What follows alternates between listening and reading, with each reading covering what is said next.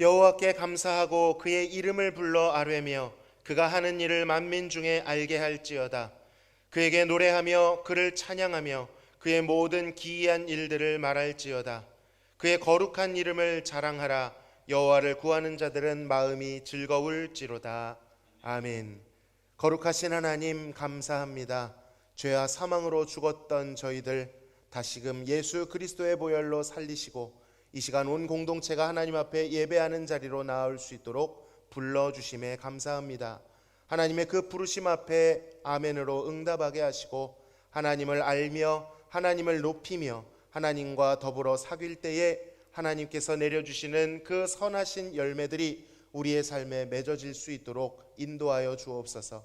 비록 세상은 험난하고 쉬이 넘어지는 저희들이지만 주님이 부어주시는 새 힘으로 인하여 세상 나아가 살 동안 새 힘을 얻어 승리하게 하여 주옵소서.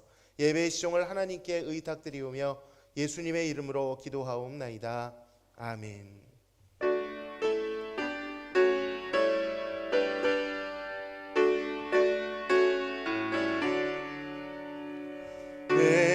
은혜로우신 하나님 우리 주 하나님 우주 만물 만들고 우리를 택하여 사랑하는 자녀로 삼아주신 것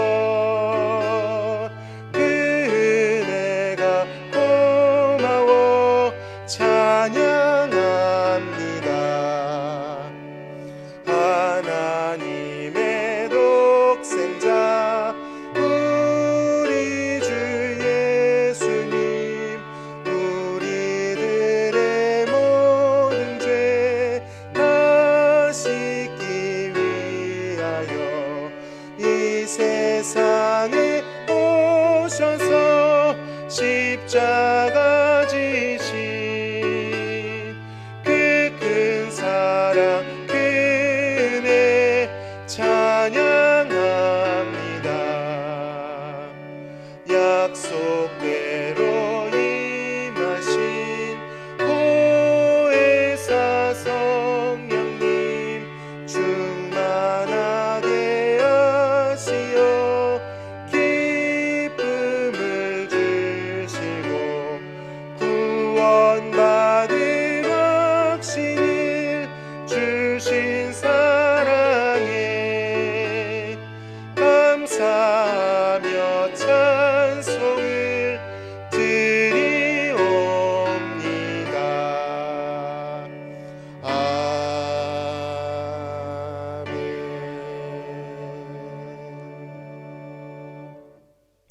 여호와를 경외하며 그의 길을 걷는 자마다 복이 있도다.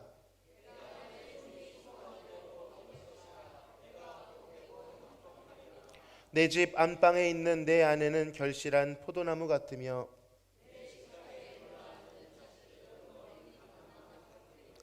여호와를 경외하는 자는 이같이 복을 얻으리로다.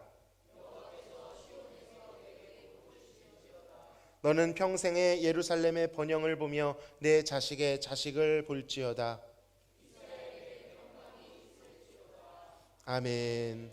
전능하사 천지를 만드신 하나님 아버지를 내가 믿사오며 그 외아들 우리 주 예수 그리스도를 믿사오니 이는 성령으로 잉태하사 동정녀 마리아에게 나시고 본디오 빌라도에게 고난을 받으사 십자가에 못 박혀 죽으시고 장사한 지 사흘 만에 죽은 자 가운데서 다시 살아나시며 하늘에 오르사 전능하신 하나님 우편에 앉아 계시다가 저리로서 산자와 죽은 자를 심판하러 오시리라.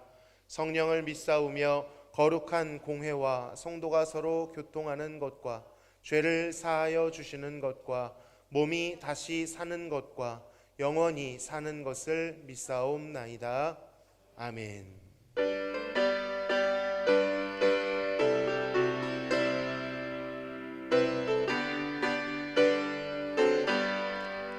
주의 음성을 내가 들으니 사랑한단 말일세. 믿는 마음으로 주께 가오 나를 영접하소서. 내가 매일 십자가 앞에 더 가까이 가오니 구세주의 흘린 보배 피로써 나를 정케 하소서. 주여 넓으신 은혜 베푸사 나를 받아주시고 나의 품은 뜻 주의 뜻같이 되게 하여 주소서. 내가 매일 십자가 앞에 더 가까이 가오니 구세주의 흘린 보배 피로써 나를 정케 하소서. 주의 보좌로 나아갈 때에 어찌하니 기쁠까. 주의 얼굴을 항상 배우니 더욱 친근합니다. 내가 매일 십자가 앞에 더 가까이 가오니 구세주의 흘린 보배 피로써 나를 정케 하소서. 우리 구주의 넓은 사랑을 증명할 자 없으며 주가 주시는 참된 기쁨도 헤아릴 수 없도다. 내가 매일 십자가 앞에 더 가까이 가오니 구세주의 흘린 보배 피로써 나를 정케 하소서. 아멘.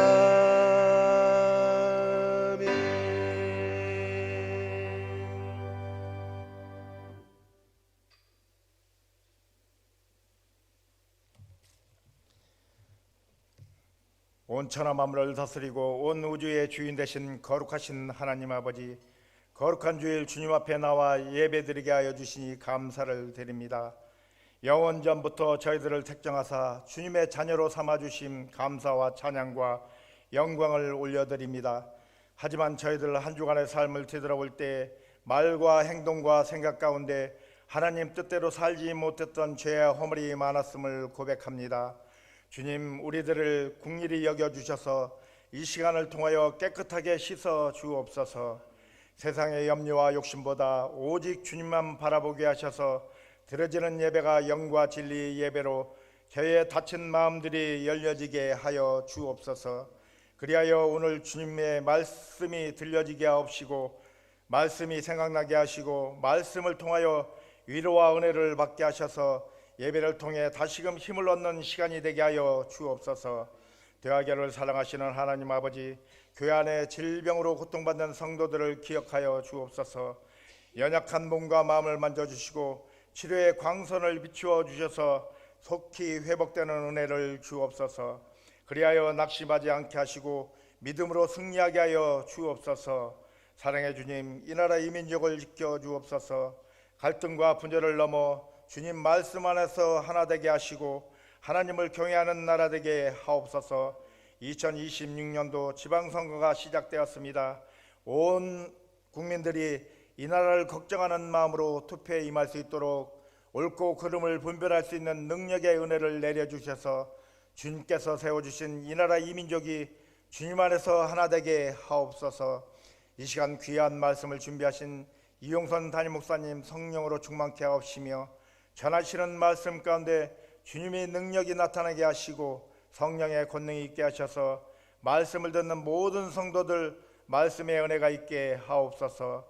오늘은 특별히 저녁 7시 1일 부흥회를 하고자 합니다. 오늘 부흥회 가운데 주님 임재하여 주시기를 원합니다. 모든 분들이 참여하여 부흥회를 통해 은혜 받게 하셔서 교회가 더욱 뜨겁게 변화되는 귀한 시간 되게 하여 주옵소서. 오늘도 변함없이 주님의 일을 하는 모든 손길들을 기억하여 주시기를 원하며 우리의 죄를 대속하여 주신 예수 그리스도 이름으로 간절히 기도합니다. 아멘.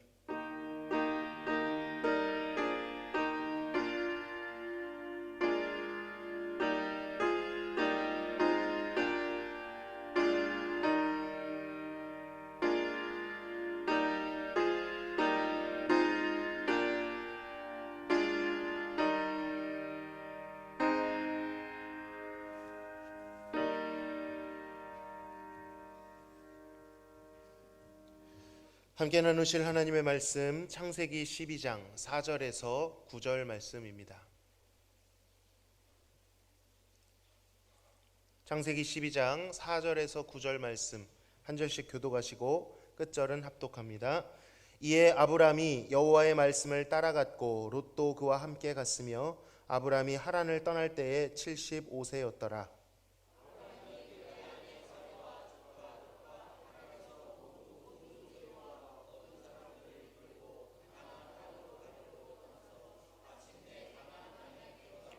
아브람이 그 땅을 지나 세겜 땅 모레 상수리 나무에 이르니 그때에 가나안 사람이 그 땅에 거주하였더라.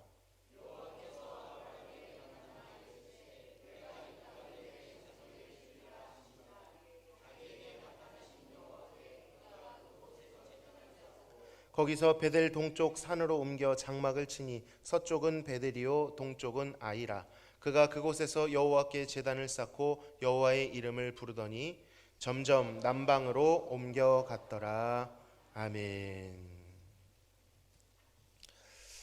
지난번 우리는 여호와께서 아브라함에게 주신 세 가지 복에 대해서 알아보았습니다. 첫 번째는 큰 민족, 즉 자손에 대한 복이었고요. 두 번째는 이름을 창대케 하시겠다라는 복이었으며, 세 번째는 뭡니까? 아브라함을 통해서 복의 통로가 되어 모든 족속이 복을 받게 하시겠다라는 세 가지 복이었습니다. 오늘 말씀 4절에 보니까 이 약속을 들은 아브라함이 그 여호와의 말씀을 따라갔다라고 되어 있습니다. 여러분, 하나님의 부르심에 응답한다는 것은요, 하나님의 약속을 따라간다라는 의미입니다. 내가 살아오던 나의 세계를 떠나서 하나님의 세계로 들어가는 것, 나의 관점을 떠나서 하나님의 관점으로 바라보는 것, 나의 능력을 떠나서 하나님의 능력만을 의지하는 것, 그것이 하나님을 따라 나서는 부르심에 대한 응답이라는 것이죠. 바벨탑 사건 이후 아브람은 처음으로 하나님의 말씀을 따라 나서는 사람으로 등장합니다. 자신의 이름 내는 것을 포기하고 하나님이 내 이름을 존귀케 하신다라는 믿음으로 따라 나선 것이죠.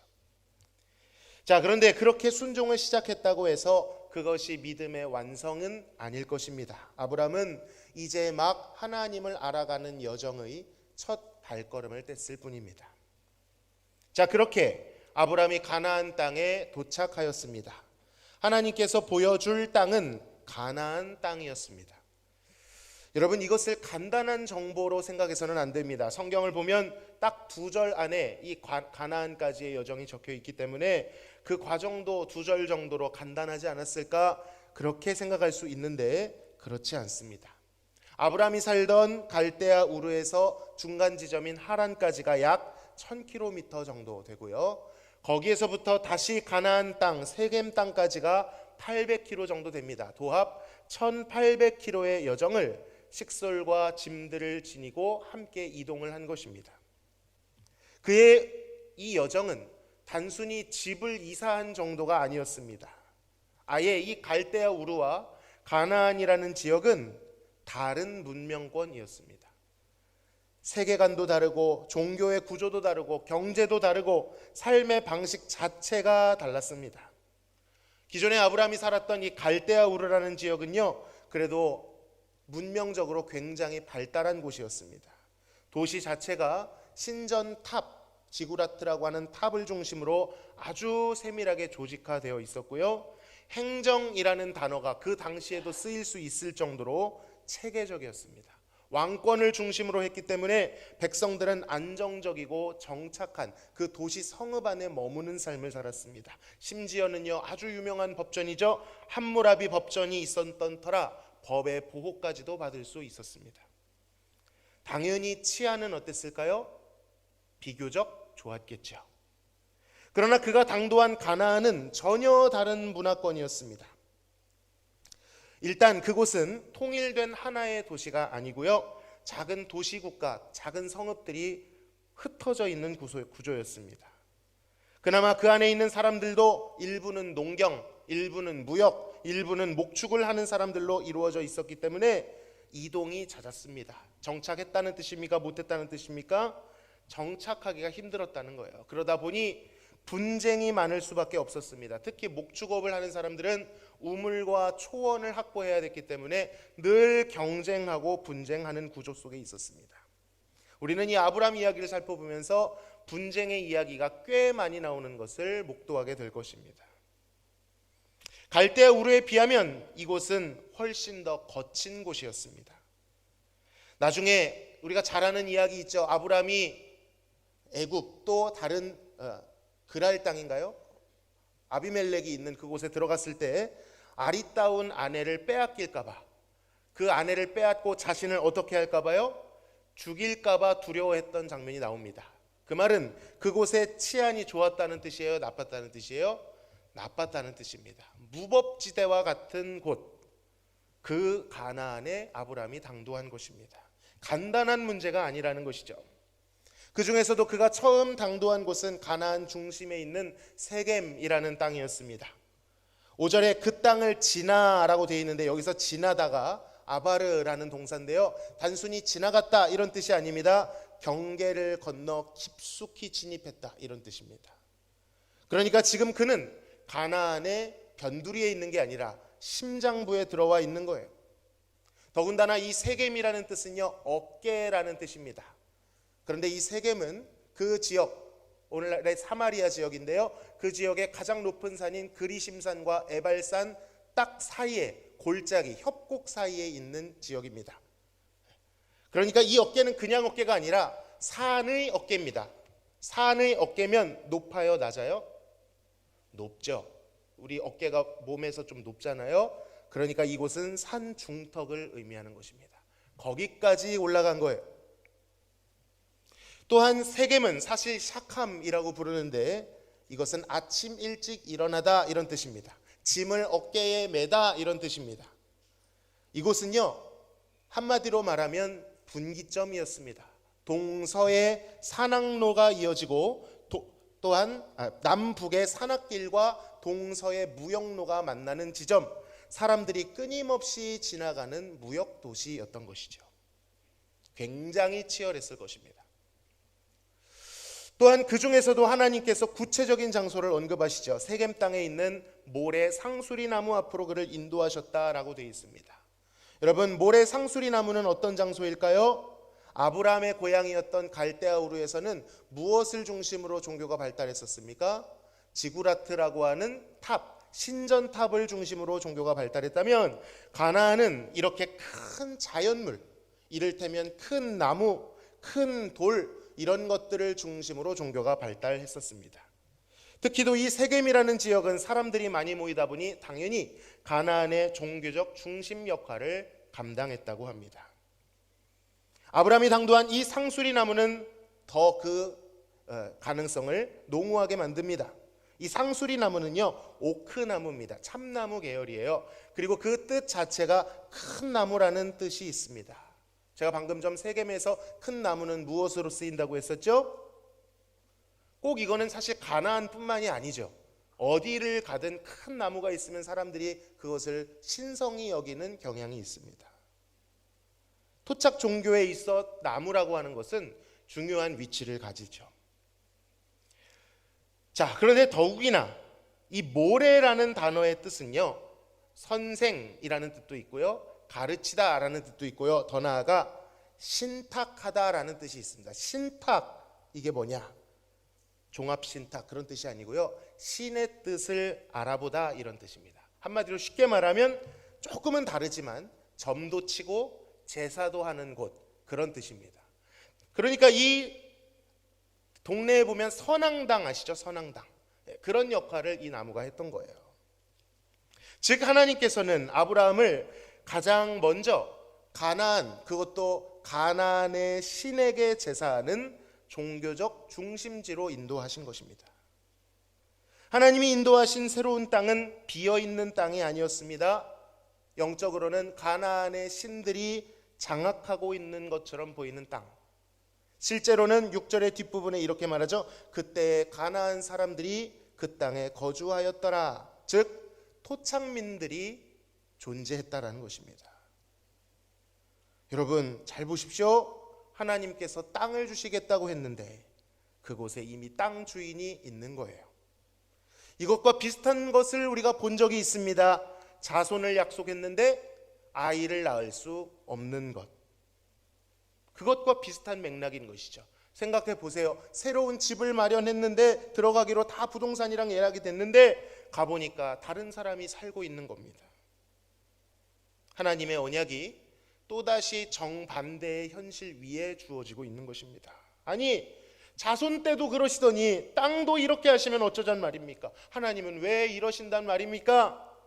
왜 하나님의 약속은 이렇게 불가능 위에 주어지는 것입니까? 그런 생각을 하게 되죠. 그러나 하나님은 그렇게 아브라함을 인도하셨습니다. 하나님께서 아브라함에게 하시려는 일이, 그를 통해 베푸시려는 구원이 그만큼 하나님의 전능하심이 아니면 생각조차 불가능한 일이었기 때문입니다. 자, 중요한 것은 하나님께서 그 불가능해 보이는 땅, 세겜, 가나안 세겜 땅 마물의 상수리 나무 앞에서 어떤 일을 하셨느냐라는 것입니다. 우리 7절 상반절을 같이 읽어보겠습니다. 시작.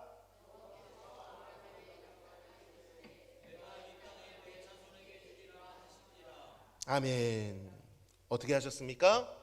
여호와께서 아브라함에게 나타나셨습니다. 나타나셨다라는 표현은 와예라라는 단어인데 라 동사가 변형된 겁니다. 자, 자신을 나타내시되 단순히 나타내셨다라는 뜻이 아니라 명백히 나타내셨다 이런 뜻입니다. 이것을 신학적으로는요 테오페니, 현현이라고 부릅니다. 사실 우리에게 익숙한 임재라는 단어도 있는데 임재보다 더 직접적인 단어입니다. 출애굽기에 이런 게 비슷한 게 나오죠. 어떻게 나옵니까? 불기둥과 구름기둥으로 모세가 떨기나무에 불이 붙는 실제적으로 가시적으로 눈에 보이는 임재로 나타나시죠.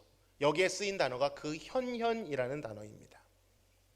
물론 하나님께서는 그가 택하신 사람들에게 종종 나타나셨고 말씀하셨죠. 그러나 하나님께서 임재하셨다고 해서 그 모든 것이 현현의 임재는 아니었습니다. 그 형태가 어땠는지는 알 수 없죠. 방금 말씀드렸던 것처럼 출애굽기에 하나님이 임재하시던 불의 모습이었는지 구름의 모습이었는지 어떤 찬란한 빛의 광휘였는지 그것은 알 수 없습니다. 그러나 성경은 그 누구도 하나님을 본 적이 없다고 했으니 하나님의 본체가 임한 것은 아니었겠지만 그래도 인간이 감당할 수 있고 인지할 수 있는 확실한 방법으로 하나님이 자신을 낮춰주시고 제한해 주셔서 아브라함이 알아들을 수 있는 방법으로 나타나셨을 것입니다. 중요한 것은 아브라함이 낯선 땅 세겜에, 그것도 이방신 제단 앞에 갔는데 누가 계신 것입니까? 가나안의 신이 있는 게 아니라 누가 계신 거예요? 그 눈앞에 자신을 부르신 여호와 하나님이 나타나 계신 것입니다. 당시 이 고대 종교들은요 지역적인 특색이 뚜렷했습니다. 그러니까 갈대아 우르면 갈대아의 신인 것이고 가나안이면 가나안의 신인 것입니다. 그런데 아브라함 앞에 나타나신 하나님은 어떤 하나님이에요? 갈대아 우르에서 불러내셨는데 가나안에서 가보니, 낯선 땅 가나안에 가보니 그곳에서도 나타나시는 하나님이십니다. 지역을 초월하고 문명을 초월해서 하나님께서는 아브라함에게 나타나 말씀하시는 것입니다. 내가 너를 불러내었고 내가 너에게 보여줄 땅이, 너에게 줄 땅이 바로 이 땅이다라고 그가 하신 약속을 확증해 주고 계신 것입니다. 아브라함이 이 여정을 떠날 때 그 마음이 어땠을까요? 낯선 땅, 낯선 문명으로 떠날 때 그의 마음 어땠을까요? 아는 사람도 없습니다. 아는 지역도 없어요. 아는 문화도 없어요. 더 두렵기도 하고 서글프기도 했을 것입니다. 나는 누구인가? 여기는 어디인가? 그런 마음이 들었겠죠. 그것도 더 환경이 나은 곳으로 가는 것도 아니잖아요. 더 거칠고 위험한 곳, 이질적인 곳으로 가게 되었습니다. 고독감이 밀려왔을 거예요. 그런데 아브라함은 그곳에서 드디어 아는 존재를 만났습니다. 바로 자신을 불러내신 여호와 하나님을 만났어요. 진짜 계셨던 거예요. 여호와 하나님은 가나안에서 아브라함이 아는 유일한 존재입니다. 아무도 몰랐는데 자신이 아는 유일한 존재가 여호와로 나타난 겁니다. 하나님께서는 그 낯선 땅에서 다시 약속을 상기시켜 주십니다. 내가 이 땅을 내 자손에게 주리라. 하나님은 불가능할 것 같은 두 가지 약속을 동시에 주시죠. 땅과 자손을 약속하십니다. 말도 안 되는 것 같았지만 여러분, 그 약속은 허세가 아니었습니다. 막연한 것도 아니었습니다. 갈 바를 알지 못하고 따라왔지만 진짜 하나님이 그곳에 계셨던 거예요. 자, 그렇게 하나님의 현연의 임재를 경험한 아브라함, 그의 다음 행동은 무엇이었을까요? 7절 하반절을 읽습니다. 시작. 자기에게 나타나신 여호와께 그가 그곳에 제단을 쌓고. 아브라함이 그 자리에서 여호와께 제단을 쌓았습니다. 근데 생각해 볼 점이 있습니다. 세겜은 종교의 중심지라고 했고 상수리나무는 선앙당과 같은 제사를 지내는 곳이라고 했습니다. 여러분, 거기에 제단이 있었을까요? 없었을까요? 제단이 있었을까요? 없었을까요? 잘 안 들립니다. 제단 천지였겠죠. 제단 천지였을 것입니다. 그런데 이상하게도 아브라함은 기존에 있던 제단들을 사용하지 않습니다. 기존의 것을 사용하면 쉽지 않습니까? 돌도 있고 형태가 갖춰져 있었을 겁니다. 그런데 굳이 불편하고 번거롭게 아브라함은 새로운 제단을 쌓고 제사를 드립니다. 왜 그랬을까요? 여러분, 이것은 하나님의 나타나심과 그의 말씀에 대한 아브라함의 대답이었습니다. 앞전에 하나님께서 아브라함에게 뭐라고 말씀하셨죠? 그를 가나안의 심장 같은 땅으로 부르셔서 심지어 가나안 거민이 살고 가나안의 신들이 다스리고 있는 그 땅에서 내가 이 땅을 너에게 줄 것이다, 이렇게 말씀했습니다.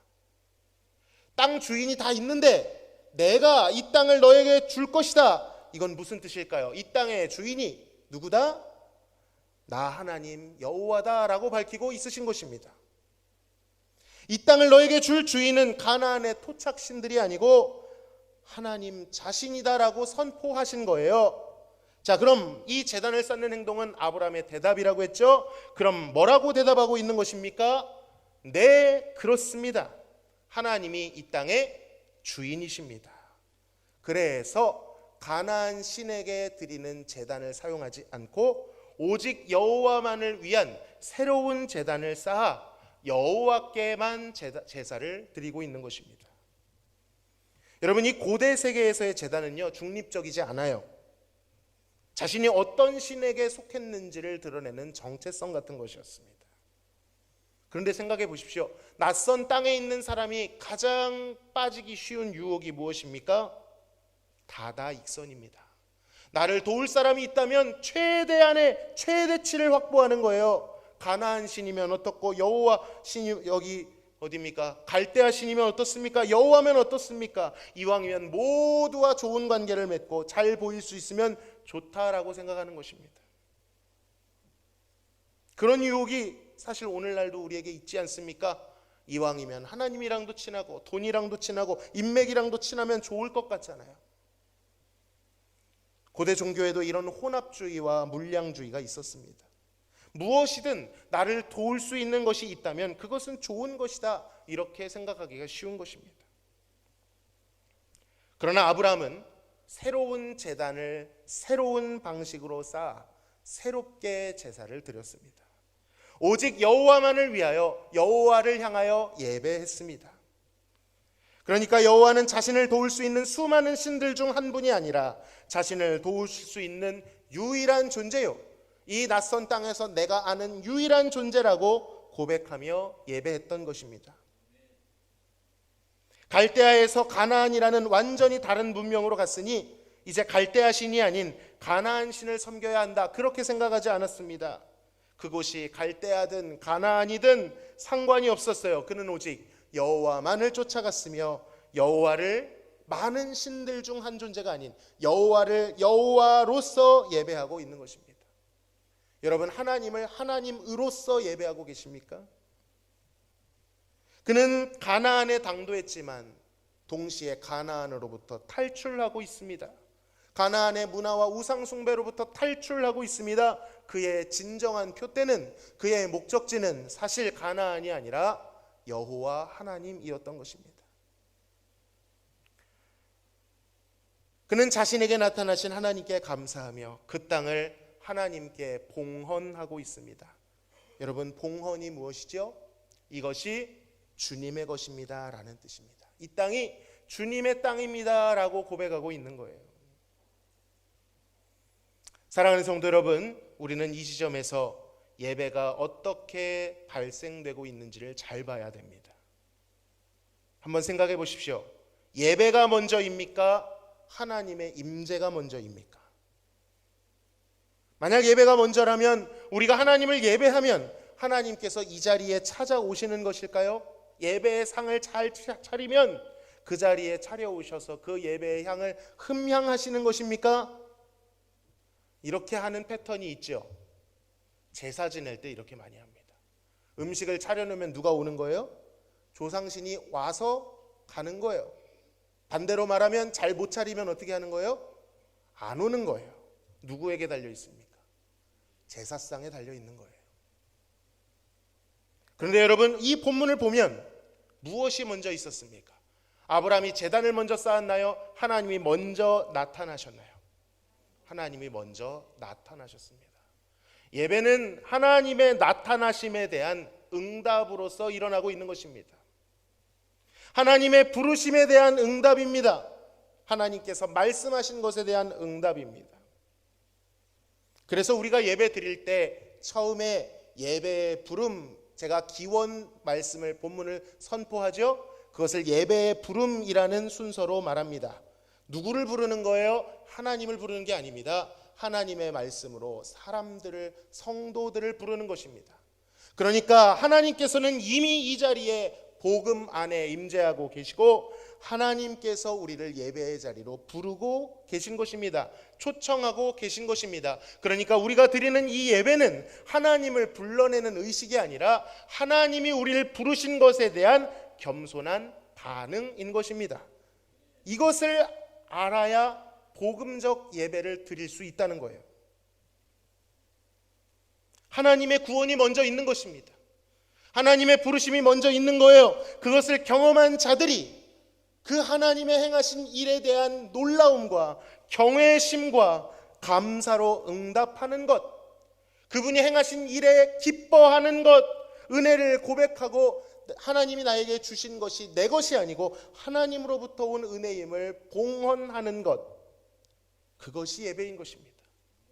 그러므로 도를 찾아 헤매는 모든 구도자가 하나님을 예배할 수 있는 게 아닙니다. 이 자리에 나와 있다고 하나님을 예배하는 것이 아닙니다. 우리 개혁주의 신앙에서는 오직 삼위일체 하나님을 알고 그의 행하심을 믿고 그를 경외하는 자들만 진정한 의미에서 하나님을 예배할 수 있다라고 분명히 말합니다.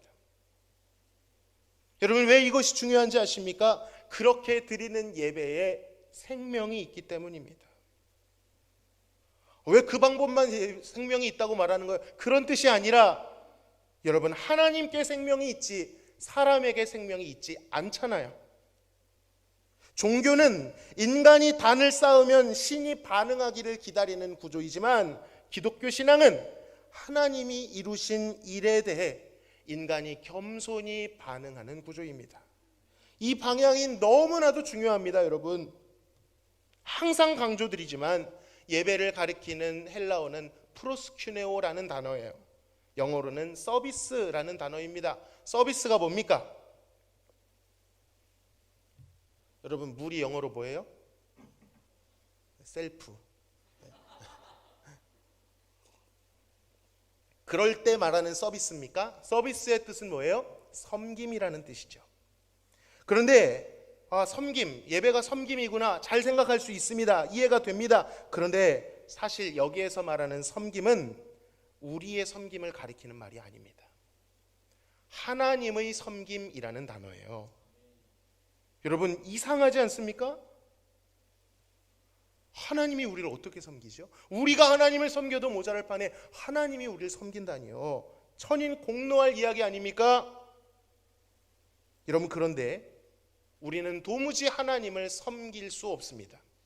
섬기는 척하지만 사실 우리의 자연인된, 죄인된 마음으로는 하나님을 도무지 섬길 수 없어요. 아무리 경건한 표정, 경건한 행동을 해도 우리의 마음은 하나님을 마음에 두기 싫어합니다. 내 마음대로 나를 높이고 나를 안위하고자 살고자 하는 우상숭배의 본성이 우리에게 있기 때문에 아무리 머리를 조아려도 죄인은 도무지 하나님을 높이지 않습니다.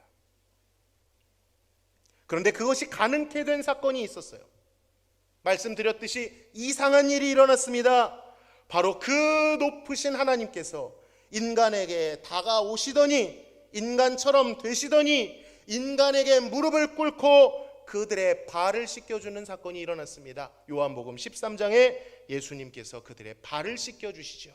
섬김의 모습을 보여주십니다. 그리고 직접 말씀하셨어요. 내가 섬김을 받으러 온 것이 아니라 섬기러 왔다라고 말씀하십니다.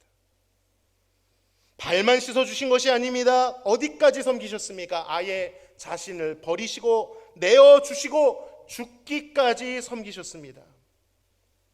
여러분, 이상하게 들리십니까? 그렇습니다. 정말 이상한 이야기입니다.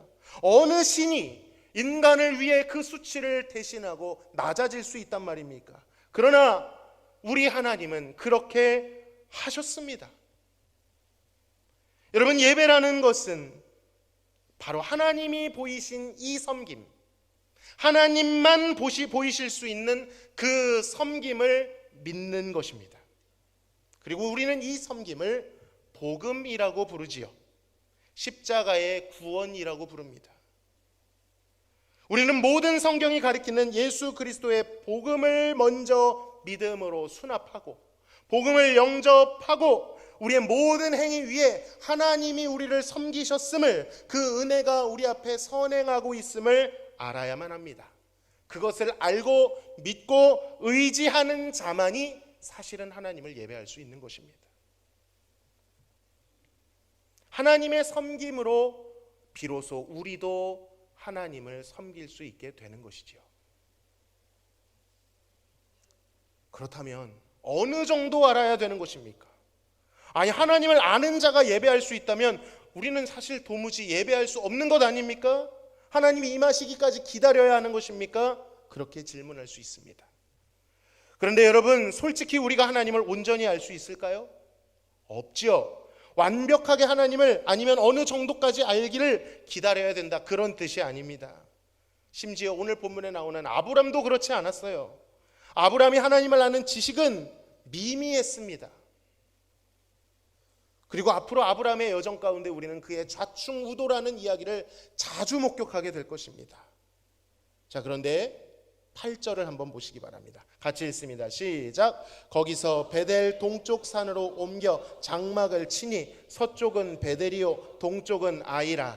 그가 그곳에서 여호와께 제단을 쌓고 여호와의 이름을 부르더니.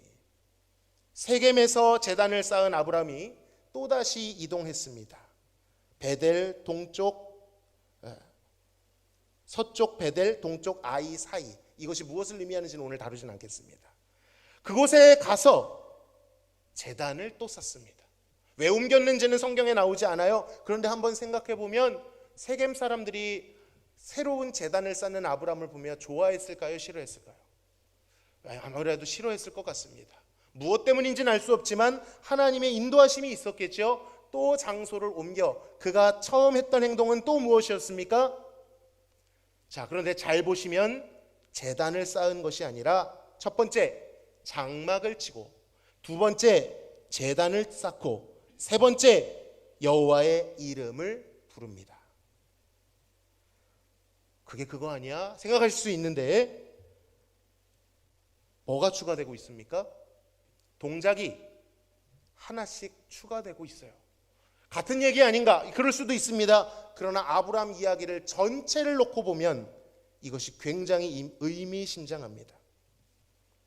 아브라함의 일대기를 바라보면 점점 제사를 드릴 때, 하나님과 함께 할 때에 그의 행동이 늘어나고요, 구체화되기 시작합니다. 제단만 쌓던 아브라함이 거기서 장막을 치고 하나님께서 자신을 부르신 것처럼 그도 하나님의 이름을 어떻게 해요? 부르기 시작했습니다. 예배의 행위가 구체적으로 변화되어 예배가 풍성해집니다. 쉽게 말하면 이전에 왔을 때는 그냥 찬양해도 냉랭했는데 은혜가 올라와서 손을 들고 찬양했다, 이런 거랑 비슷한 거예요. 물론 다음 주나 다다음 주에 가면요, 아브라함은 언제 그랬냐는 듯이 또 헤매고 또 넘어집니다. 실수도 해요.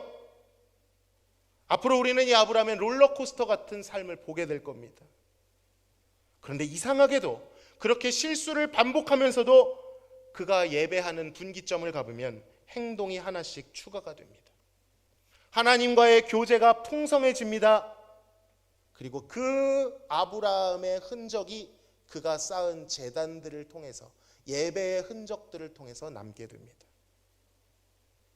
제단을 쌓았을 뿐이었던 아브라함이 이제 여호와의 이름을 부르기 시작했습니다. 여호와의 이름을 부르던 아브라함이 나중에 가면 여호와의 이름을 하나씩 하나씩 알아가게 됩니다. 이게 굉장히 중요한 아브라함의 인생의 상황들이죠. 여호와의 이름을 알아갔던 아브라함은 이제 그 하나님이 자신의 이름을 아브라함에서 아브라함으로 바꿔주시는 정체성의 변화를 경험합니다. 그리고 그것을 믿었더니 하나님이 그것을 의로 여기셨다라는 평가가 또 나오고요, 그렇게 쭉 가서 미미한 데서 출발했던 아브라함의 제사가 어떻게 귀결됩니까? 하나님이 그 오랜 시간 약속하셨던 이삭을 하나님께 바치는, 지금의 아브라함으로서는 도무지 생각조차 할 수 없는 순종. 아브라함이 굉장히 우유부단한 사람이거든요. 나중에 보면 압니다. 그런데 그때 가서는 사라와 상의조차 하지 않고 일어나자마자 민첩한 순종으로, 심지어 이삭을 죽이면 끝이라는 생각을 가지고 있었을 텐데도 그 죽음조차도 하나님의 언약을 막을 수 없다라는 히브리서에 의하면 부활 신앙이 그의 예배에 나타납니다. 그는 계속해서 업앤다운을 겪었어요. 하나님을 알아갈 뿐이었습니다. 그러나 하나님은 그의 예배를 부활 신앙까지 인도하셨다라는 것입니다. 여러분, 우리도 이 길을 따라가야 될 줄로 믿습니다. 너무나도 우리의 삶은 취약해요. 넘어짐이 많습니다. 이번 주도 넘어졌네, 그렇게 생각할 수 있어요. 그러나 여러분, 그 예배의 분기점, 흔적들을 보았을 때 하나님을 아는 지식이, 그를 향한 마음이, 그를 알아가는 삶이, 그와의 관계와 사귐이 더욱 풍성해지고 깊어져야 될 줄로 믿습니다. 앞으로 아브라함의 행보에는 이 두 가지가 너무 중요합니다. 첫 번째, 하나님께서 나타나시는 것, 그의 언약을 확인시켜 주시는 것이 중요해요. 두 번째는 그 아브라함이 그 하나님이 말씀하신 것에 믿음으로 반응하는 예배를 드린 것, 즉 계시와 예배가 중요한 축을 이룹니다. 더 쉬운 말로 할까요? 복음과 예배가 중요한 축을 이룬다는 것입니다. 그러므로 우리 역시 믿음의 선조 아브라함의 길을 따라가기를 소망합니다. 다행인 것은요, 우리는 아브라함보다 훨씬 더 나은 세대를 살고 있습니다. 우리는 더 이상 아브라함처럼 하나님과 교제하기 위해 저 먼 땅을 떠날 필요가 없습니다. 거룩한 제단을 쌓을 필요가 없어요. 장막을 칠 필요도 없습니다. 왜 그렇습니까? 요한복음 1장 14절에서 이런 구절이 있습니다. 말씀이 육신이 되어 우리 가운데 거하심에 우리가 그의 영광을 보니 아버지의 독생자의 영광이요 은혜와 진리가 충만하더라. 여기에서 거하심에라는 표현을 잘 보셔야 돼요. 스케노라는 단어인데 이 단어가 장막을 치다, 이런 단어입니다. 구약에서는 누가 장막을 쳤어요? 아브라함이 나아가, 예배하는 자가 나아가 장막을 쳐야 됐습니다. 그런데 예수 그리스도가 오셔서는 어떻게 하셨다고요? 예배를 받으시는 예수님이 우리 가운데 오셔서 장막을 치셨어요. 왜 장막을 쳤을까요? 우리와 같이 살겠다, 내가 너희 가운데 거하겠다, 하나님이 먼저 우리에게 다가와 주신 거예요. 아브라함은 찾아가는 그 장소가 흔적이 되고 거룩하게 되었겠지만, 예수님이 우리에게 찾아오신 우리 이 시대는 그 예수님과 함께하는 어느 곳이든 어느 시간이든 다 거룩하게 된 줄로 믿습니다. 공예배뿐만 아니라 여러분이 교회 밖을 나가 집으로 돌아가신 그 모든 순간과 시간이 거룩해졌어요. 특정 시간에만 하나님이 연연하신 게 아니라 이제는 그리스도의 복음 안에서 하나님께서는 늘 나타나십니다. 구름과 불이 필요한 게 아니에요. 눈에 보이는 기적이 필요한 게 아니에요. 복음이 하나님을 나타내 주십니다. 심지어 그 현현의 임재보다 더 확실한 약속으로 우리와 함께 하십니다. 그 복음 안에서, 예수 그리스도의 십자가 안에서 우리는 하나님이 어떤 분이신지를 알 수 있습니다. 아브라함은 제단을 쌓았습니다. 그러나 이제는 예수님께서 스스로 제물이 되어주시고 스스로 제단을 쌓아주셨어요. 우리가 제단을 쌓는 게 아니라 예수님이 제단을 쌓아주셨어요. 아브라함은 그 속에서 제단을 쌓으며 희미하게 여호와의 이름을 하나씩 알아갈 뿐이었지만, 우리는 이미 완성된 계시, 예수 그리스도 안에서 확연히 드러난 하나님의 이름을 담대히 부르게 되었습니다. 그리고 감히 우리는 하나님을 아빠라고도 부를 수 있게 된 줄로 믿습니다. 누구든지 주의 이름을 부르는 자는 구원을 받으리라, 바울은 로마서 10장 13절을 통해 담대하게 선포했습니다. 여러분, 우리는 아브라함보다 더 좋은 길을 가고 있습니다. 갈 바를 알지 못했던 아브라함이 아닌 우리는 아는 길을 갑니다. 완성된 계시와 완성된 약속을 향하여 나아갑니다. 그런데 우리는 얼마나 예배하고 있는지요? 갈 바를 알지 못했던 아브라함도 가는 곳곳마다 예배의 흔적을 남겼는데, 우리는 얼마나 많은 예배의 흔적을 남기고 있습니까? 아브라함의 여정은 그가 쌓은 제단을 통해 알 수 있다고 말해도 과언이 아닙니다. 여러분이 머문 그곳에는 단을 쌓은 흔적이 있으신지요? 예배의 흔적이 있으십니까? 우리가 가는 곳, 머무는 시간마다 하나님과 교제했던 흔적, 하나님의 이름을 불렀던 흔적이 있으십니까? 한 주간을 돌아보았을 때 나의 머문 시간들에게는 그 하나님과 교제한 흔적이 얼마나 되는지요? 우리의 예배가 한 주에 한 번씩, 수요예배 오시는 분, 새벽예배 오시는 분 거듭될수록 우리의 믿음에는 어떠한 진보가 있습니까? 아브람처럼 날이 갈수록 하나님을 아는 지식과 그에 대한 고백이, 그를 향한 순종이 풍성해지고 있는지. 사랑하는 성도 여러분, 부디 하나님이 나타나신 복음과 그에 대한 믿음의 예배를 통하여 하나님을 알아가시기를 소망합니다. 그분과 더불어 깊이 사귀시기를 소망합니다. 그리고 아브라함이 예배 안에서 성숙하여져 갔던 것처럼 우리도 복음과 예배를 통해 하나님으로 말미암아 믿음의 장성한 분량에 이를 수 있기를 간절히 소망합니다. 우리 시간 같이 한번 찬양하며 합심해서 하나님께 기도했으면 좋겠습니다. 부르신 곳에서 예배하게 하여 주옵소서 라는 마음을 가지고 우리 함께 찬양합시다.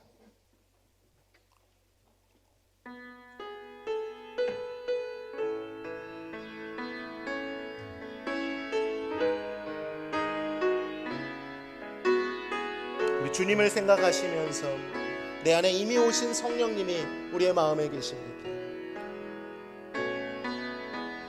따스한 성령님 마음으로 보내 내 몸을 감싸며 주어지는 평안함 만족함을 느끼네. 사랑과 진리에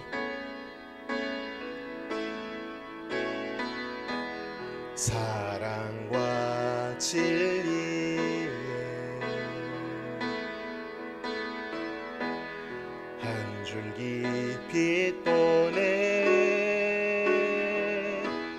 내 몸을 감싸며 주어지는 평안함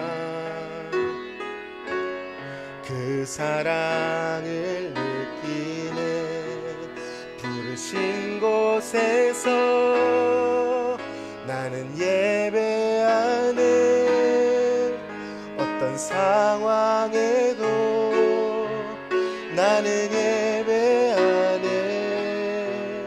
부르신 곳에서 나는 예배하네. 어떤 상황에도 나는 부르신 곳에서 나는 예배하네. 어떤 상황에도 나는 예배하네. 부르신 곳에서 나는 예배하네. 어떤 상황에도 나는 예배. 어떤 상황에도 나는 예배. 어떤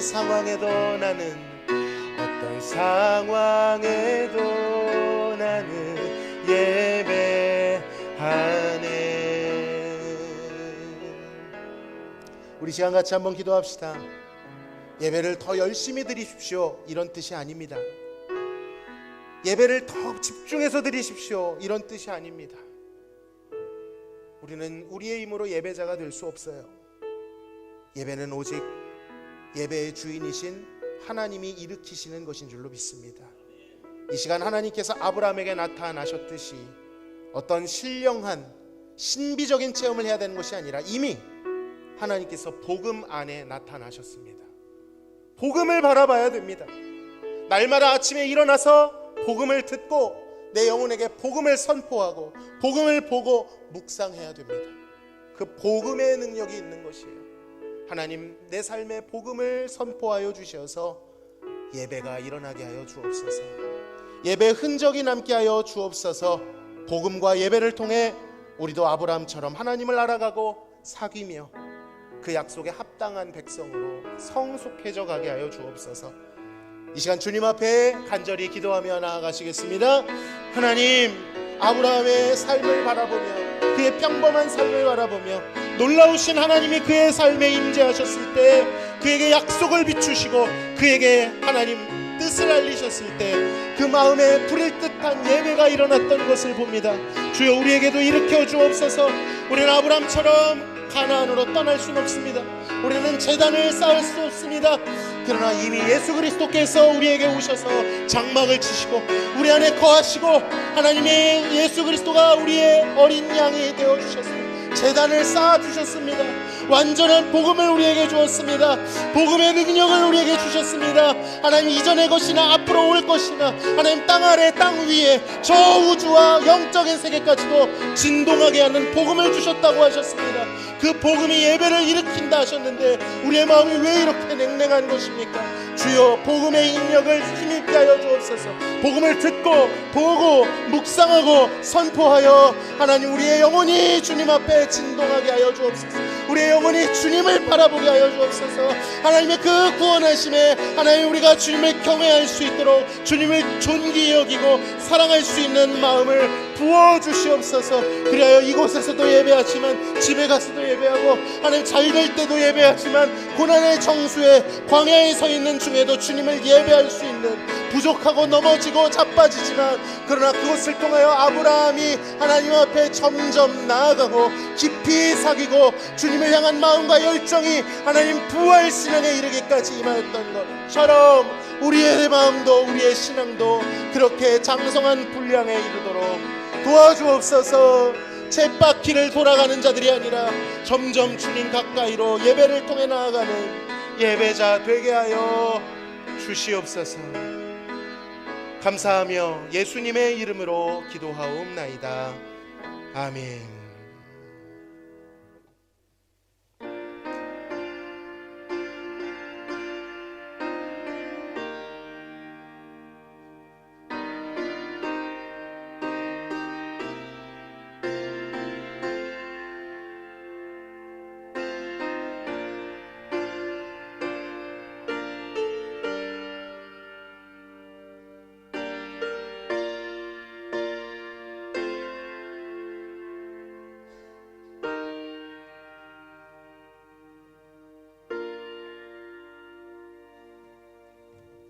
감사의 물을 하나님께 올려드립니다. 남은봉 전도사님, 구교원 성도님 가정에서 가정과 좋은 창호 사업장에 함께하심 감사합니다. 조병식 장로님, 박연희 권사님, 사랑하며 살아가게 인도하옵소서. 김순록 권사님, 온 가족의 건강함과 믿음의 가정 되게 하옵소서. 원영순 권사님, 우리 가정의 주인 되시는 주님 늘 감사함으로 섬기며 영광 돌리는 가정 되게 하소서. 이기선 집사님, 배원자 집사님, 김종임 집사님, 천국잔치에 아버지 인도하여 주옵소서. 김기현 집사님, 자녀들의 건강과 지혜 주심과 가정의 평안함을 주시기를 소원합니다. 조영자 집사님, 항상 감사합니다. 조재목 성도님, 건강함으로 하나님께 영광 돌리는 딸들 되게 하옵소서. 좋은 집사님, 조영은 성도님, 조성주 성도님, 김보균 성도님, 늘 동행하시는 주님 감사합니다. 주의 능력의 손으로 건강 지켜주시고 앞길에 늘 동행하소서. 이명석 성도님, 이우석 성도님, 1000번째 헌금 송지현 성도님, 1일 부흥회로 하나님께 영광 돌리는 귀한 예배 되기를 원합니다. 무명으로 가정에 부어주신 은혜와 사랑에 감사드립니다. 무명으로 하나님께 드리셨습니다. 11조 예물을 하나님께 드립니다. 허원아 집사님, 강미라 권사님, 정대현 집사님, 최혜옥 권사님 하나님께 드리셨습니다. 성교헌금, 구제헌금, 주정헌금을 하나님께 드립니다. 거룩하신 하나님 감사합니다. 하나님께서 우리에게 주신 모든 은혜가 당연하지 아니하고 하나님으로부터 왔음을 이 시간 봉헌드립니다. 주여, 이 믿음의 고백을 받아 주옵시고 우리의 삶 속에 일어나는 모든 영역, 재정의 영역, 관계의 영역, 그 무엇이든 하나님께 흠양할 만한 예배가 되게 하여 주옵소서. 마음의 소원, 마음의 고민들을 주님께서 들어주시고 찾아오사 가장 좋은 것으로, 완전한 것으로, 하나님의 때에 하나님께서 행하시는 것을 목도하여 하나님께 예배하며 그것을 간증하는 삶 되게 하여 주옵소서. 감사하며 예수님의 이름으로 기도하옵나이다. 아멘. 다 함께 인사 나누시겠습니다. 예배의 흔적을 남깁시다. 감사합니다. 교회 소식 전해드리겠습니다. 오늘 3부 예배는 저녁 7시에 드립니다. 1일 부흥회, 일명 대화의 밤으로 하나님과 함께 시간을 보냅니다. 사모하는 심령으로 기도의 자리에 참여해 주시기를 바라고요. 지난주 광고 드린 대로 중식은 제공이 되고요. 목장별로 모임을 하시되 성도의 교제를 나눠주시기를 바랍니다. 예배에도 지금 이 시간도 성도의 교제의 시간입니다. 성도의 교제의 예배의 연장으로 생각하시고 단순히 논다 이렇게 생각하지 마시고 영적 교제와 서로를 사랑하는 연습과 용납하는 훈련을 하시기를 간절히 소망합니다. 금주 3일 수요일은 지방선거가 있는 날입니다. 기도하시면서 하나님의 사역자가 되어 악을 근절하고 선을 행할 하나님의 위정자를 뽑아 주시옵소서. 기도하시면서 투표에 꼭 참여해 주시기를 바랍니다. 우리 김희숙 집사님, 안미숙 집사님께서 운영하시는 신용축산이 이전 개업을 하였습니다. 대화동 중앙경로당 맞은편 쪽에 있는데요. 목이 아주 좋습니다. 새로운 출발에 하나님께서 함께 하시기를 기도해 주시고 또 좋은 거래처가 있으면 소개도 해주시고 하시면 좋을 것 같습니다. 6월 8일 월요일 오후 2시경 전문 변호사를 통한 무료 법률 상담이 있습니다. 도움이 필요하신 분들은 오늘까지 사무실에 신청해 주시기 바랍니다. 이왕이면 변호사분이 이것을 공부하고 오시면 훨씬 더 원활한 상담이 되기 때문에 5술 정도라도 대략의 상황을 적어주시면 큰 도움이 된다고 합니다. 참고해 주시기를 바랍니다. 6월 예배위원 예고되어 있고요. 일부 예배 첫송, 특송, 첫주 특송 예고되어 있습니다. 기간별 청원기도 수요예배 특송 주보를 참고하시고요. 모임 광고 드립니다. 매주 목요일 전도대 모임 오전 10시에 있습니다. 많은 참여 부탁드립니다. 금일 새가족 교육은 휴강입니다. 오늘은 각 소그룹별로 목장별로 모임 가지시면 되겠고요. 오늘 2부 예배 후에 정기 당회가 오후 1시 회의실에서 있습니다. 이상 교회 소식 전해드렸습니다.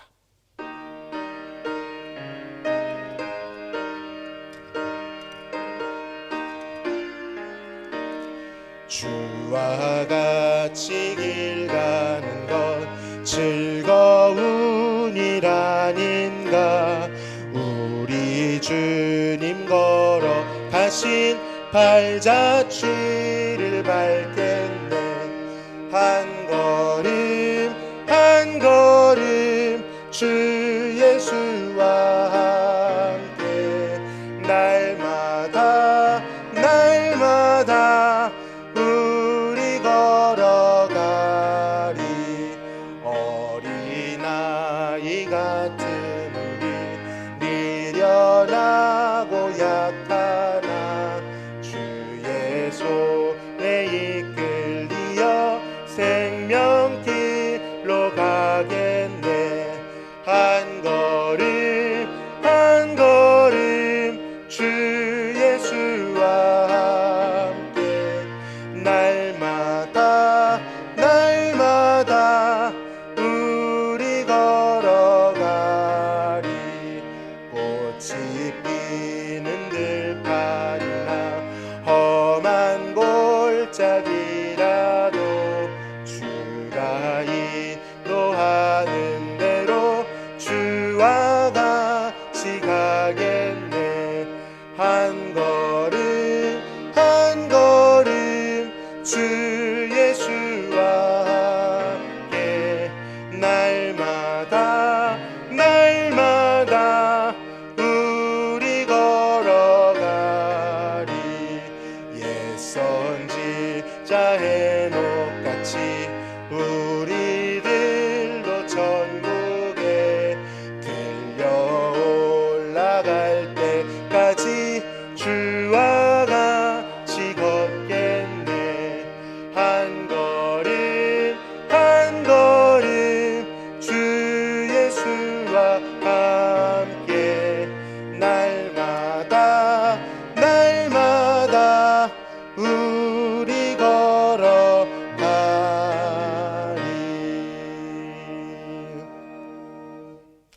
지금은 우리를 죄에서 구원하신 예수 그리스도의 크신 은혜와 아버지 하나님의 극진하신 사랑하심과 성령님의 교통 충만 내주하심이 복음을 통해 나타나신 하나님을 예배하고 그 안에서 하나님을 알아가며 사귀며 닮아가기를 소망하는 사랑하는 성도들 머리 위에, 고난 중에 있는 사랑하는 교우들 머리 위에 지금으로부터 영원토록 함께 계실지어다.